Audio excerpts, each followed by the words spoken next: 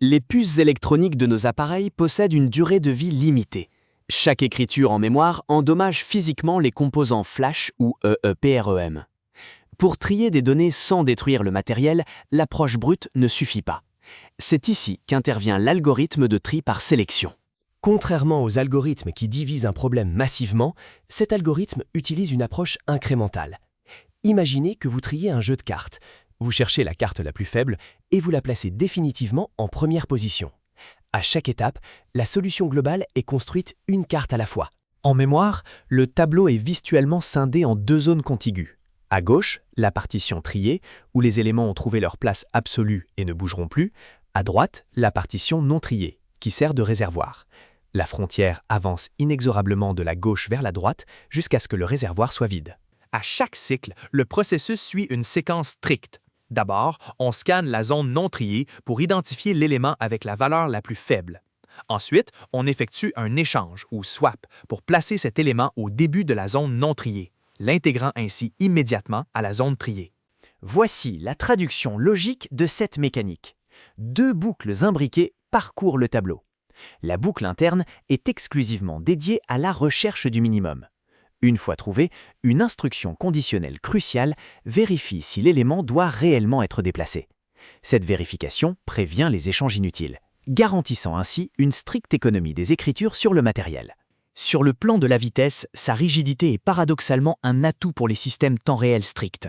Le nombre de comparaisons étant fixe et les échanges limités, son temps d'exécution dans le pire des cas est purement déterministe et facile à borner mathématiquement. S'il est souvent écarté, ce n'est pas par imprévisibilité, mais à cause de sa complexité quadratique en grand taux de n au carré, qui le ralentit sévèrement sur de larges volumes de données. La véritable supériorité de cet algorithme concerne les écritures mémoire, avec une nuance cruciale. En mémoire vive standard, les opérations ne causent aucune usure. Mais si l'on trie directement sur des mémoires non volatiles, comme la flash ou l'EEPOM d'un système embarqué, la donne change. Contrairement au tri à bulles qui multiplie les réécritures massives, le tri par sélection limite les échanges à un grand taux de n, prolongeant drastiquement la vie du composant. Cependant, il comporte un défaut majeur, son instabilité. Les échanges à longue distance détruisent l'ordre initial des valeurs identiques. Par exemple, si vous triez une liste d'employés par âge, des jumeaux pourraient voir leur ordre alphabétique inversé suite à un déplacement brutal. Pour atténuer ces faiblesses, plusieurs optimisations existent.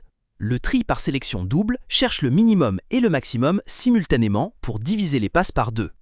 L'architecture des processeurs modernes permet aussi d'exécuter l'algorithme sans branchement conditionnel, évitant les ralentissements. Conceptuellement, le puissant tri par tas n'est d'ailleurs qu'un tri par sélection accéléré par un arbre binaire. En définitive, il n'existe pas de mauvais algorithme, seulement de mauvais contextes d'utilisation. Le tri par sélection est déconseillé pour traiter des données massives, mais il offre un équilibre exceptionnel pour la programmation embarquée. Bien que le tri par cycle représente l'optimum mathématique absolu, avec une seule écriture par élément, le tri par sélection allie un code minimaliste à une excellente préservation des composants de stockage.